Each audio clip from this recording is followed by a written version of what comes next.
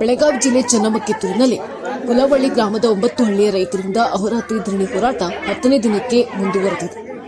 ಇನ್ನು ಹೋರಾಟದ ಸಮಯದಲ್ಲಿ ದಿಢೀರನೆ ಕುಸಿದು ಬಿದ್ದ ರೈತ ತಿಪ್ಪಣ್ಣ ಲಕ್ಷ್ಮಣ ಕನಗಾವಿ 40 ವರ್ಷದ ರೈತ ಹೋರಾಟ ಮಾಡುವ ಸಂದರ್ಭದಲ್ಲಿ ಕುಸಿದು ಬಿದ್ದಿದ್ದು ತಕ್ಷಣ ಆಂಬ್ಯುಲೆನ್ಸ್ ಮುಖಾಂತರ ಕಿತ್ತೂರಿನ ಆರೋಗ್ಯ ಕೇಂದ್ರಕ್ಕೆ ಕರೆತಂದು ಚಿಕಿತ್ಸೆ ಪಡೆಯುತ್ತಿದ್ದಾರೆ. ಇನ್ನು ಸ್ಥಳಕ್ಕೆ ಧಾವಿಸಿದ ಕಿತ್ತೂರು ಕರ್ನಾಟಕ ಜಾಗೃತಿ ಸಂಘದ ಜಿಲ್ಲಾಧ್ಯಕ್ಷ ಬಳ್ಳಪ್ಪ ದಳವಾಯಿ ಮತ್ತು ಇನ್ನು ಅನೇಕ ರೈತರು ಆರೋಗ್ಯ ಕೇಂದ್ರದಲ್ಲಿ ಬಂದು ರೈತರನ್ನು ವಿಚಾರಣೆ ಮಾಡುತ್ತಿದ್ದಾರೆ. ಇನ್ನು ಮುಂದಿನ ದಿನಗಳಲ್ಲಿ ಈ ಹೋರಾಟ ಯಾವ ರೀತಿ ಉಗ್ರ ಸ್ವರೂಪ ಪಡೆದುಕೊಳ್ಳುತ್ತದೆ ಎಂದು ಕಾದು ನೋಡಬೇಕಾಗಿದೆ. Bureau report MK news, ಚನ್ನಮನ, Kittur. ಸಾಹೇಬ್ರ ಸೀಟ್ ಎಲ್ಲಿ ಹೋಗಿದ್ರಿ ಇಲ್ಲಿಗ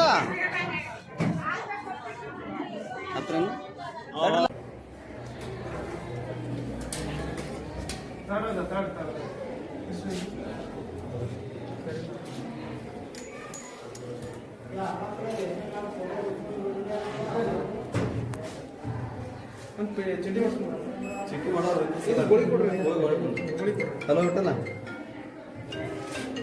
ರಾಯವ ಅಪ್ಪ ಮಗುವಿನ ತ್ರಾಸ ಮುಗಿದು ಆಂಬುಲೆನ್ಸ್ ತ್ರಾಸ